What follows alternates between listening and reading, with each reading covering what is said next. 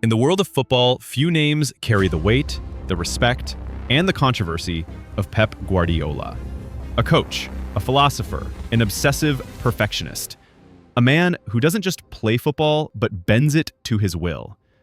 But behind the trophies and tactics lies a story of struggle, criticism, failure, and redemption. And Ilkay Gundogan raises this famous old trophy high, Manchester City. Football, the way they pass and move, he used to call it the 3 P's. Play, possession, and position. The consistency that he's shown, winning. And This is not just a story of football, it's a story of genius, obsession, and how one man changed the beautiful game forever.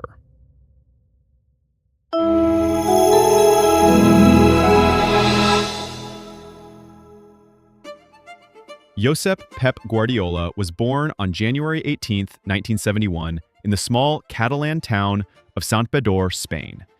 While other kids dreamed of fame, Pep dreamed of understanding the game. At just 13 years old, his talent and his mind earned him a place at La Masia, FC Barcelona's prestigious youth academy. It wasn't his physique that stood out. Pep was skinny, small, not physically imposing. But what set him apart was his brain. Coaches quickly realized this young boy didn't just play football, he read it like a chess master plotting 5 moves ahead.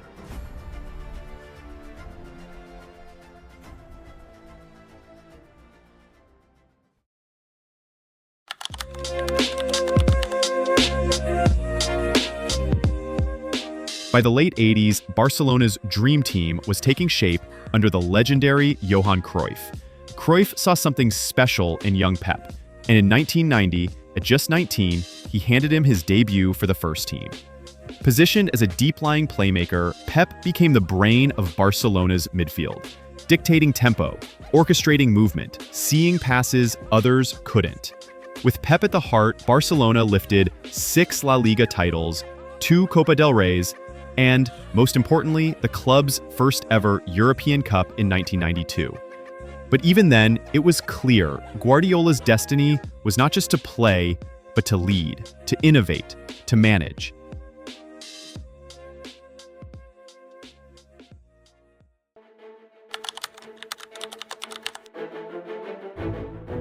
After retiring in 2006, Guardiola's next chapter began, quietly, away from the spotlight.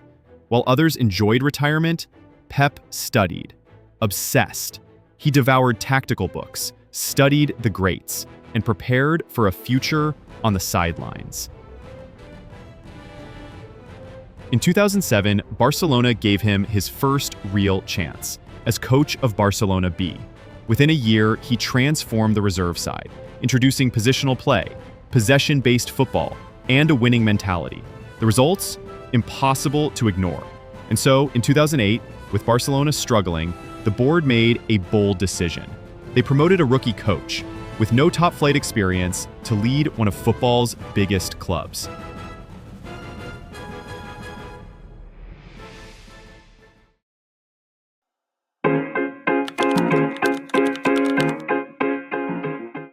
What followed was nothing short of footballing perfection.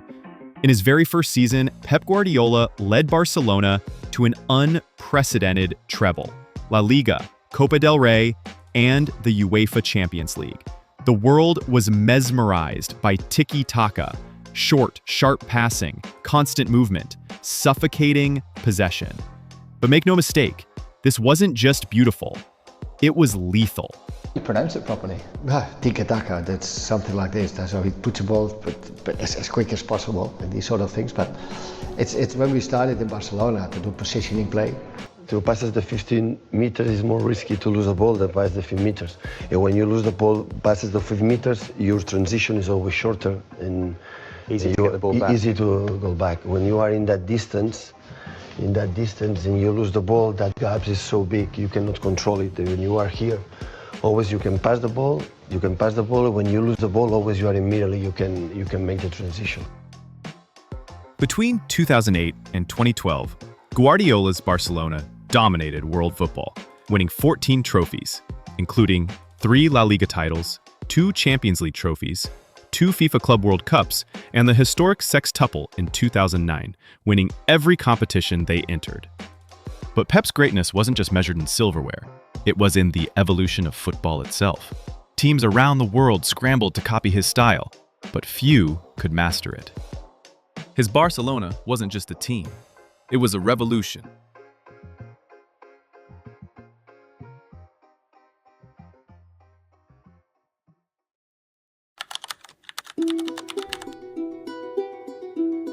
In 2010, Pep's dream of back-to-back Champions League titles was crushed by Jose Mourinho's Inter Milan, a masterclass in defensive discipline. In 2012, Chelsea stunned Barcelona with one of the most dramatic upsets in football history. Tikitaka met the brutal reality of football, and for the first time, cracks appeared. Mentally drained, exhausted by relentless pressure, Guardiola stepped down at the end of the 2012 season. Many thought the genius was gone, but for Pep, it was only the beginning.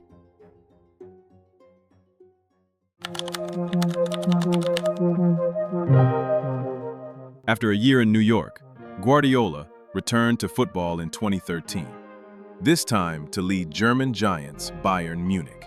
His mission? To blend the discipline and power of German football with the beauty of possession and positional play. The results were spectacular domestically. 3 Bundesliga titles, 2 German Cups, and countless records broken. But in Europe, the ultimate prize, the Champions League, remained elusive. Pep's Bayern fell to Real Madrid, Barcelona, and Atletico Madrid in consecutive semifinals. Once again, questions were asked. Was his philosophy flawed, or was he simply pushing the game to its limits?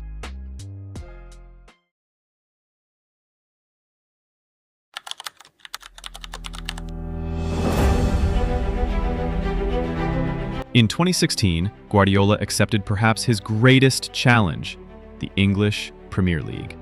They said his style was too soft for England. They were wrong. After a transitional first season, Pep unleashed Manchester City like never before.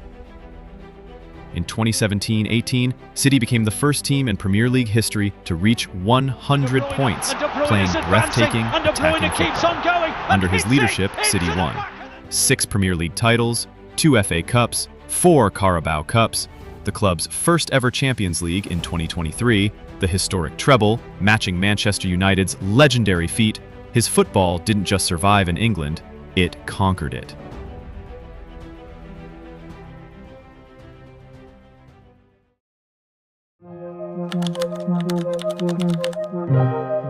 Today, Pep Guardiola's influence stretches far beyond Manchester. From Mikel Arteta at Arsenal to Xavi at Barcelona to countless youth academies across the globe, his philosophy is everywhere.